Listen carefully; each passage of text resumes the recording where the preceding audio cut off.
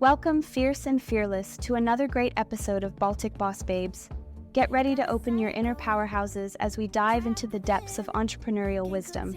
We've got a powerhouse guest, Alina, here to share her journey and drop some wisdom that will leave you on the edge of your seat.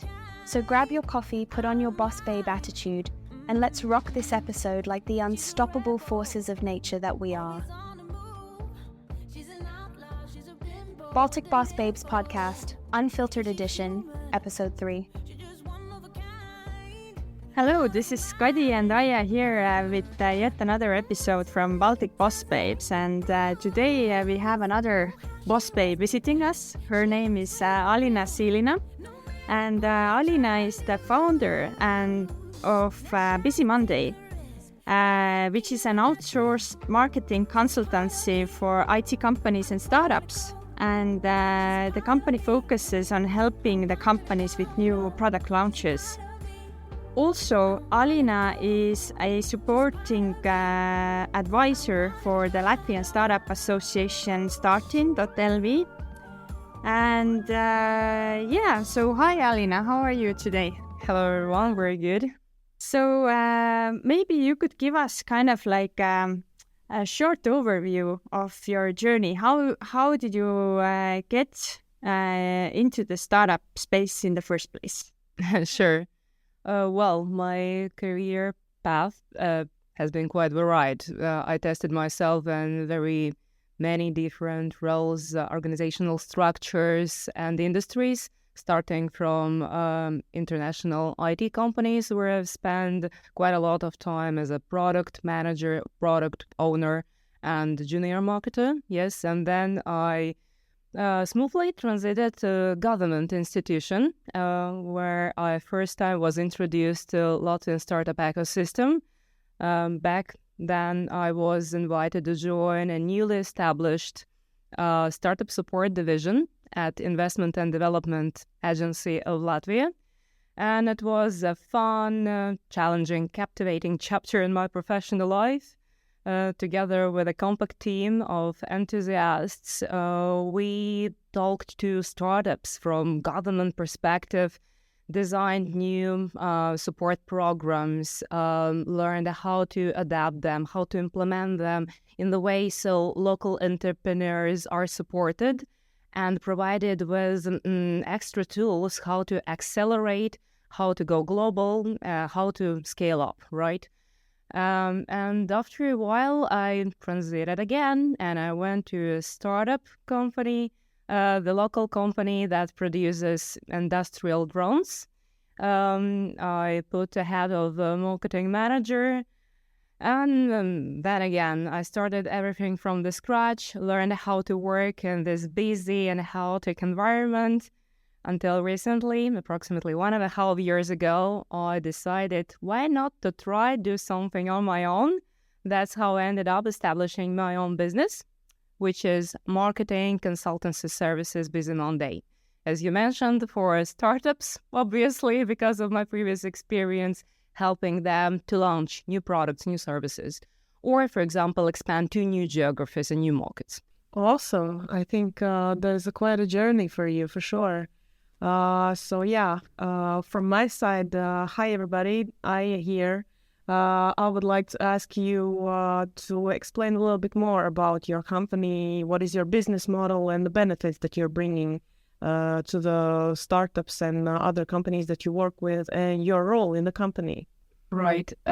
So the key motivation behind this transition and willingness to do everything on my own without not so much support was my desire to do things in the way I believed they would work out. I wanted to be responsible for everything, but I also was about having this freedom to test and apply my skills and knowledge in so many different applications and industries, which is not usually allowed at a specific startup or a company because you're focusing on a specific product or service. So, and because each client's case is quite novel and requires a deep dive into the subject, I decided that I would love to help them with entering new markets, but I knew that I need to kind of become an integral part of their teams. So yes, I still am an outsourced consultant who is also collaborating with proven freelance partners, right? But unlike other marketing service providers out there, yes, I spend a lot of time on trying to analyze the client's market landscape, investigating the competition, trying to figure out how to set them apart from that competition. What are their weak points? What are their strengths? Yes. And I often call myself a customer-centric marketer because I believe this is the key component. Understand your audience, segment your audience, learn everything, learn your audience better than you know your husband or mom, yes? So, and this is, I believe, something different I do in my business. Yes, and the second thing, of course, is that instead of hiring an internal team, I collaborate with outsourced freelance partners, and this brings me a flexibility and cost efficiency. Yeah. Mm-hmm. Can you maybe break down the process as well? Let's say I'm a startup founder. I would like to start working with your agency. So what starts? We sign a contract, we agree on the price, then what happens? Not even that. We start with conversation. My task is priority task, understand what is the goal. Only when I understand your goal, I can evaluate, am I the right person and my partners to help you, or should I maybe navigate to another expert? Yes. So to just understand why you are doing your business, what you want to achieve, or what is your ideal, I don't know, target in 5 years. For startups, 2 years. Yeah. But yeah, all starts with conversation and understanding if if I can match your expectations. Yes. And then, yes, we just go through the standard list of services usually required for a launch, like market investigation, target audience analysis, and we decide how much support you require from my side. For example, you can call your potential clients on your own, or you can, let's say, ask someone from your team to do this for you, or you need even like my support to do this for you. And then how we are positioning your product. Yes, speaking about positioning, many startups and founders hate this word because they don't understand really what does that mean. So the value, how are you going to define the value you provide to your target audience? And how is this value is different from what your competitors and alternative solutions provide, yes, to your target audience? And so on and so on. But very often, once we are on the same page about strategy, yes, usually my clients ask, can you maybe advise a good copywriter, for example? Or do you have a proven and trusted graphic designer? My answer is yes, I have, yes. And I can stay the coordinator and be responsible for the quality, but just, connect other specialists in different marketing disciplines. Mm-hmm. Well, sounds amazing. Yeah.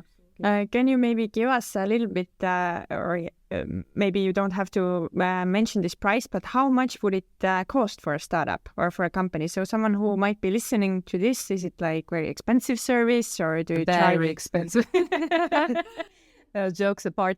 It really depends on what kind of support you need, yes. But I would say that the standard market research package would start from maybe 2.5k euro, yes. And then we just actually, I'm also flexible on business model. I have customers where we have fixed amount of hours I spend, with them, let's say 20 hours per month, yes. And I work on hourly fee. And it is efficient when like you're in a launching project, then it's not enough to just make a market research, but you need to support them. Yes, especially if they don't have an internal marketing team, only business people, business development people or sales. Yes, but we also can agree on a fixed price for a specific package and services. Okay, sounds like you have it figured out for sure. I think we can dive a little bit deeper regarding your journey and your everyday challenges and successes as a Baltic boss babe in marketing. So, yeah. So, what do you think so far in your journey? What has been the most kind of unconventional decision that you have taken? And how has it also shaped or helped to shape your success so far? I really don't think that in 21st century something can be unconventional, of course, because like we are nearly 8 billion people living on this planet. Yeah, but the good thing actually about this, that there always is someone who already came up with the same idea as you did, tried and tested, failed or succeeded with it. And the first thing you can do is just investigate and figure out what worked and that what didn't, and just apply to your case. But I got your question. So when I started this consultancy adventure, I knew for sure that first of all I need flexibility, yes, and I didn't want to be bounded to any like internal employees. This really important part of what I'm doing now. And thanks to project managers and marketing managers career I had previously, the main asset I possess are like those proven experts within different marketing disciplines. So instead of hiring or looking for internal junior experts, I picked up the phone, called them, explained my idea, and asked if they would be potentially ready to collaborate on project-by-project basis. And it turned out to be very successful win-win model, which I can recommend to many service providers. And in modern life, it's very convenient. And it's also beneficent for customers because, first of all, I can provide affordable prices comparing to bigger agencies that needs to sustain their internal teams on daily basis. Yes. And secondly, unlike direct partnership with the freelancers, yes, what I can do is to free up time for my clients, yes, and they don't need to babysit or coordinate freelancers on their own. I am the coordinator, and I'm also responsible for the quality, no matter if I do it on my own or I just invite someone else I trust to do it. This is. On the other hand, I also don't need to stress out when there are fewer projects. And this happens to me, yes, from time to time. Because, yes, I don't need to pay payroll, not hire, but take care about work environment, office equipment, insurance, and so on and so on. Okay. Sounds like you have a lot of spare time to do something that you love as well. I think the time planning and the freedom to operate in different times of the day is very beneficial. This is the most tricky part, when you have the freedom, you work nonstop. It's like Ferris wheel, You want to work and you want to have a free time, and when you have the free time, you want to work. So, yeah. It kind of goes around. Or, for example, in my case, I often blame myself when I have a rest because I could do something more productive at that time instead of like sitting and watching Netflix.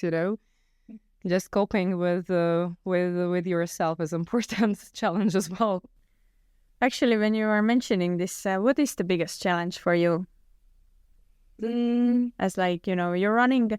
I understand you're kind of the solo founder of your business, or do you have co-founders? I am the only founder of my business. I have supporters, And the main supporter is my husband, who is sometimes a bookkeeper, sometimes a technical guy. And in most of the cases is just my psychologist who listens to my problems.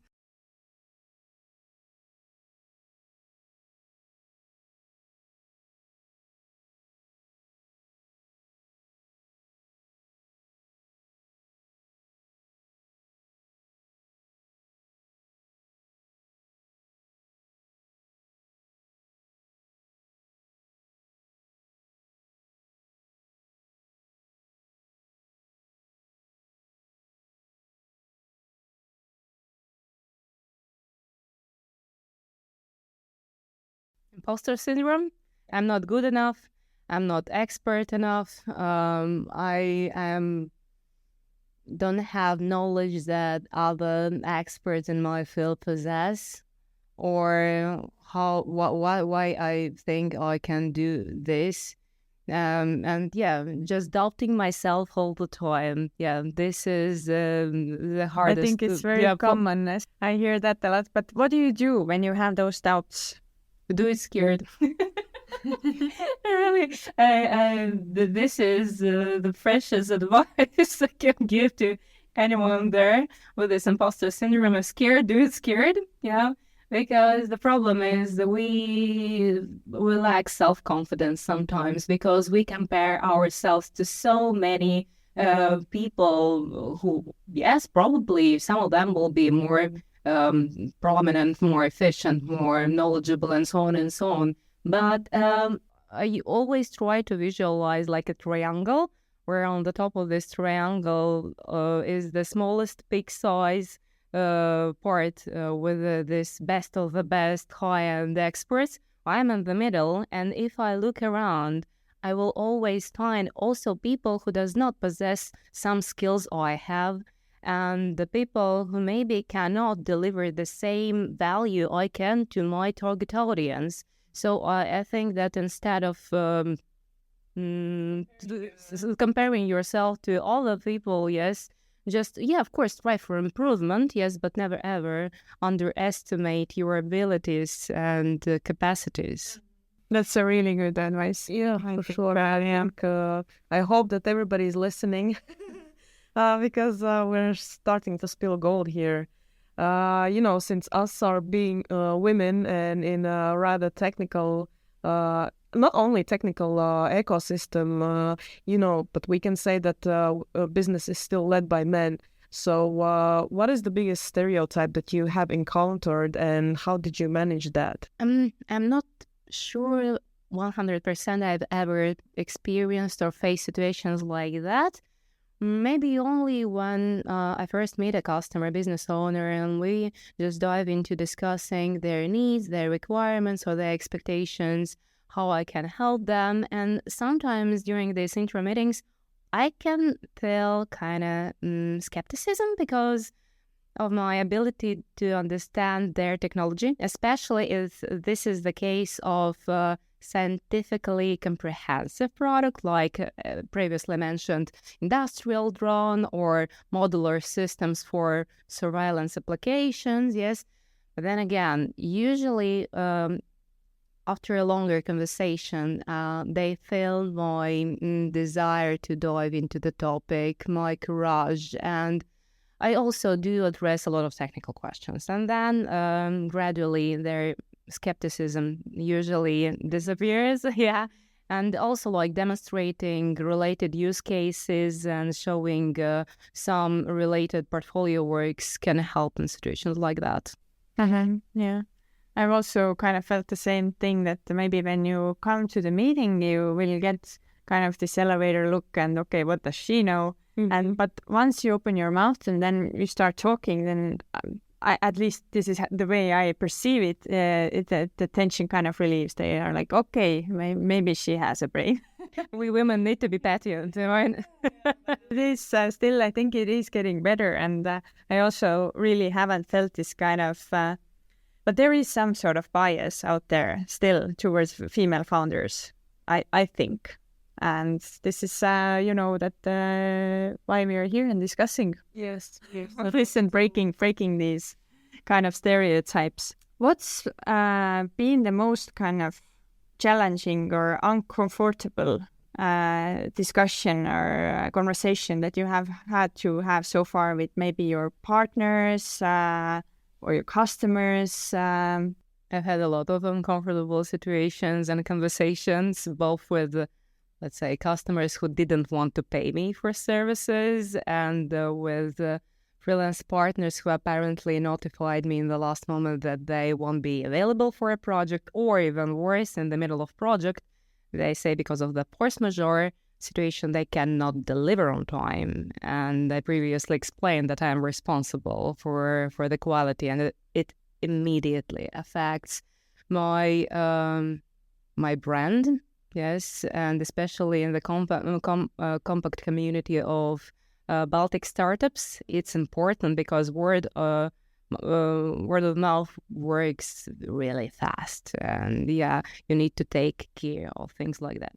So after a while, I learned, I uncovered, first of all, weak spots in my business model. And then I started to expand my business partner network. So now I always have a plan B, C, D in case something goes wrong. Yeah. To always kind of leave some buffer time as well if you're working some freelance. Yes. Yeah. This is a good point, actually. Of course, I first ask my partners what is the estimate time to deliver this stuff, and they say, okay, 1 month. I had 1 extra month. And then I ask my customers about expectations, and then try to explain that we will need some extra buffer time. Yes, so this is how you can just control these things. Because previously I was like, my partner says 1 month. Yes, we will do it in 1 month. So stupid, so naive. Yeah, I think something. That sounds, rings a bell. I've also promised to customers, no problem. We will deliver this functionality in no time, in 1 month time, or, and then 3 months later they're calling, okay, where is the functionality? Our dev team is a little bit busy. So, yeah. Right. So we have covered the stereotypes and uncomfortable conversations. And I was just curious, what was the most unconventional way that you have found your way to market? And how have you standed out in crowded in the industry that you present? What is the thing that differs you from the rest of them? It's a very good question, I am, because indeed I'm operating in overcrowded and highly competitive market. There are too many marketing service providers out there in the Baltics and beyond. Moreover, I'm competing with alternative solutions like freelance platforms, Upwork or Fiverr, that allow any company around the globe easily, conveniently hire a freelancer for a project, right? So when I started, I knew that I need to really invest time into 2 things. First of all, find my narrow target market. Yes, so narrow down the audience I'm going to target. And it was quite easy because I've had a previous experience working with the startups. I had potential clients. And so, I'm focusing specifically on startups and IT companies, with more traditional business models, But the second thing, instead of offering broad marketing services, I explore the ways how can I specialize myself and position in the way so people, potential clients, can easily memorize what specifically I do. Not like, Alina helps with the marketing stuff. It's too generic. Alina helps with launching new products. Alina helps to transit from marketing launch to market conquest. So at this point, I stick to this idea. Maybe after some time, I will evolve and decide to do something else. Because in my case, I also make a lot of mistakes, test a lot of things before I understand that, okay, this works better. Yeah. Yeah, I think we have the same idea. So what has been the kind of the mistakes that you are regretting? Or if you could kind of turn back time, would you do something differently? Maybe I try to appeal to all clients. I mean, in terms that try to adapt my prices, my services to specific client. And I didn't, only later realize I started to feel that some customers are not for you, and you are not the perfect maybe match for all the customers out there. So you need to hear to your gut feeling, yes. And if during the first intro calls and conversation you feel that there is no click, leave it. Suggest that company to go and look into alternative options. Even I might recommend another specialist. This is like the same as with your partner, maybe with your friends. If there is no click, it's better just to skip. Yeah, because as I mentioned previously, the model operating within requires a deep dive and requires long-term collaboration. Yeah, so I'm partnering with the clients for at least 6 months. Yes, it's too long to suffer every day from this kind of relations. Mm-hmm. Most definitely. So we have heard so many great advice already, but maybe you have something on top of your head. What is the most unfiltered advice that you could give to other Baltic and world female entrepreneurs just starting out on their journey right now? So what would you say? Immediately. Don't overthink, really. Yes, this is like the same with this scared feeling, being scared all the time. Yes. Just start. In worst scenario, you will fail, but you will be able to just, to gain some insights from this experience. And then next time, maybe you will be better. Most probably you will be better. Yes.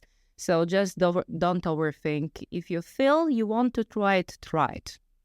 Yeah, I have been feeling the same way, like if you never try, you will never know, right? Yeah. And it's better to regret what you have done rather than, do something and then say, oh no, this was horrible. And most likely it's not going to be, not going to be horrible. And in the end, you'll be able to enjoy the experience. So yeah, I can completely agree with you, Alina. And the fun fact that no one will blame you. You are the only person, yes. Absolutely. I'm curious though. So you're a marketing professional. I'm a startup. What kind of advice would you give me or any other kind of startup founders that are listening to this show? Like kind of 3 very simple tips to kind of, boost up your marketing, your visibility online. What are the kind of the main channels where to be? And maybe you have some tips in your sleeve that you can share with our audience. Okay, maybe I have tips not regarding the channels, because really channels depends on your target audience and where this target audience spend time, yes. But regarding launching process, as soon as this is my specialty, first of all, spend as much time as possible to understand the DNA of your ideal customer, of your buyer persona, target audience. Yes, doesn't matter. Speak to them as earlier as possible. Just go to your potential customers, demonstrate your prototype, MVP, no matter at which development stage your startup is right now. Speak to them. Speak to 10 people, 15, 20, and don't be scared, and don't be embraced by this dialogue. Yes, so this is the most valuable insights and information you can get from for your business. This is the second one. The first one. The second one would be that be authentic and try to be open to your audience in terms that don't try to pretend that you are someone else. And I see this, I see a lot of companies making this mistake, trying to pretend they're big, established corporations. You are not. Actually, this is the beauty about startups, that you can reach out to your potential customers or like early adopters, like a CEO, like a real person, and people value this a lot. So instead of writing an email, our company introduces, no, I am like Alina. I'm here. I'm a person. I'm starting my journey. I'm a beginner, maybe, yes, but I'm like really keen to make your life better, to help you with, and I really hope that my product will help you solve your problem. So I'm here and I'm looking into your feedback. Demonstrate that you need the feedback, you need support, yes? So establish real relationships with the audience. And the third advice I can maybe share as a marketer, start to build these relationships even before you launch your product. Yes, it's really important to demonstrate the whole process behind the curtains, behind the development. Allow your early adopters or testers to become co-creators. Yes, test like a few motto, slogan examples with them. Demonstrate a few design options you have. Let them vote. Let them discuss. Build this trust even before you launch your product. Yeah, great tips here. I also have this question. What is your best productivity hack? do you have some cool hacks that you think that, okay, this is really a great trick and that's helping me so much? Productivity hack: rest on the weekend. This is the best one. Yes, just even then something looks urgent, and just learn how to split your private time from your rest and spend quality time on the weekend. It not necessarily need to be a weekend, but find some time just to take care about yourself. And after that, of course, you will be able to recharge your batteries and be more productive, more efficient when you are working with the projects. Yeah, we should definitely also follow that.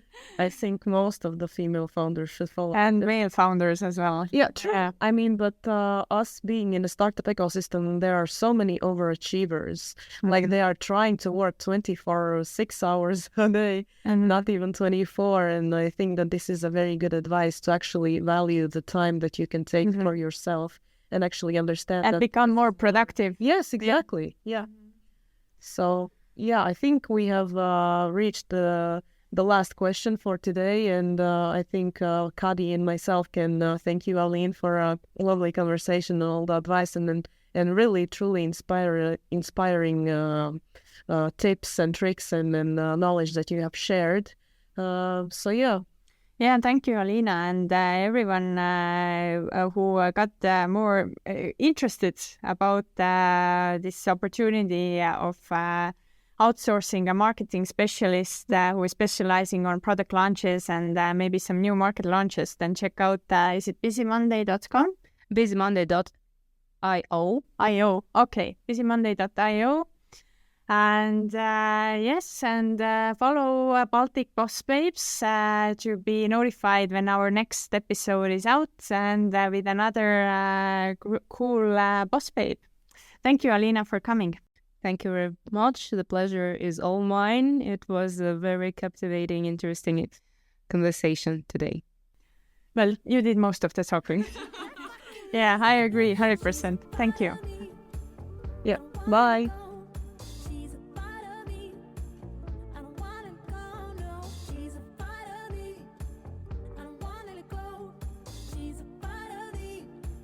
Thank you so much for joining us today. This episode of the Baltic Boss Babes podcast was brought to you by our supporter Workland co-working space across the Baltics. Tune in again in 2 weeks for another exciting and enlightening discussion. Don't forget to subscribe to the podcast and follow us on Instagram and LinkedIn at Baltic Boss Babes for updates and behind-the-scenes content. Stay safe, stay curious, and keep on innovating.